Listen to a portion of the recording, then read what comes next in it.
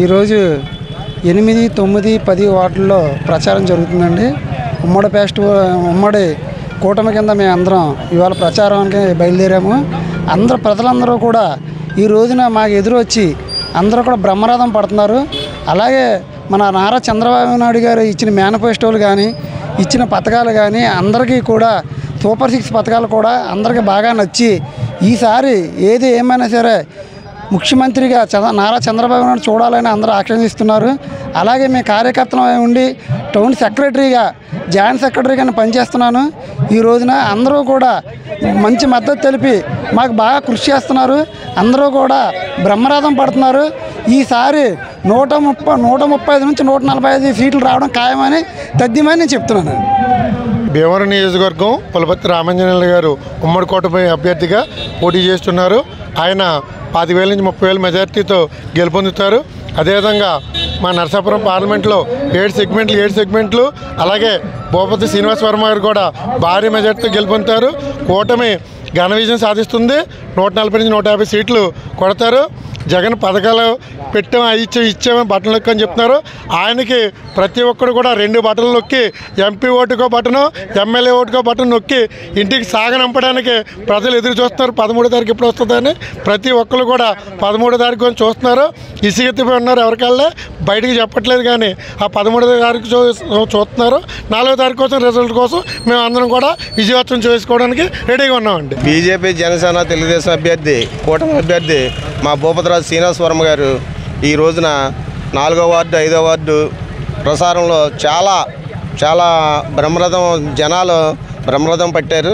వారు విజయం సాధించారని నేను చాలా ఉత్సాహంగా ఉన్నాం. మా కార్యకర్తలందరూ కూడా ఉత్సాహంగా ఉన్నారు.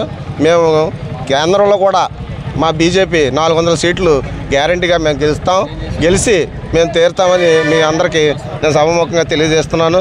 ఈ రోజున మేము బీజేపీ ఈ కేంద్రంలో అధికారి ఈ రోజున విశ్వకర్మ యోజన పథకం అని తెచ్చి ప్రతి కుటుంబానికి మేము ఒక కుటుంబానికి ఒక మిషన్ కానీ అవి కానీ 18 చేతివృత్తుల అవి మేము ప్రతి వాళ్ళకి ఇచ్చాం. రేషన్ ఇస్తున్నాం. అన్ని పథకాలు బోర్డు ఉన్నాయి. అవన్నీ తెలియపరుస్తున్నాం. ప్రతి ఇంటింటికి వెళ్ళి మేము ఈజీగా గెలుస్తామని మేము తెలియపరుస్తున్నాను.